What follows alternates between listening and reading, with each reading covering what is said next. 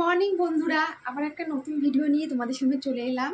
আজকের হেডলাইন দেখে বুঝতে পেরেছো আজকে আমার টপিক কি। হ্যাঁ, রোজ সকালে উঠে আমি কি খাই, সকালে উঠে কী খাই সেটা মোস্ট ইম্পর্টেন্ট। কারণ সারা রাত আমরা শুয়ে থাকি, সকালে উঠে যেটাই খাই সেটা আমাদের এনার্জি দেয়, আমাদের বডিকে ডিটক্সিন করে।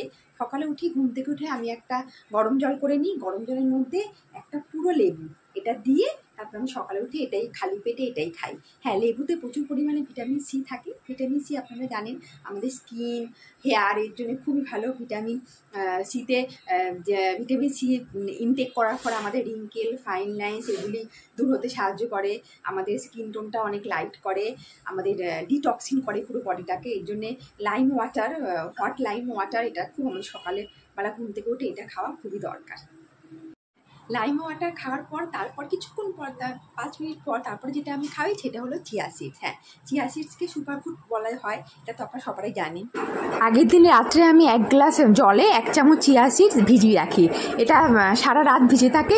সকালবেলা উঠে আমি এটাকে একটু চামচ দিয়ে গুলে এটাকে আমি সকালবেলা উঠে এটাকে আমি খেয়ে নিই চিয়া সিডস। ছোলা আর কিশমিশে আগের দিন রাত্রে ভিজিয়ে রাখি, সেটাও আমি পরের দিন সকালে ঘুম থেকে উঠে চিয়া সিডসের পরে সেটাই আমি খাই। Okay, thank you, tata, bye by.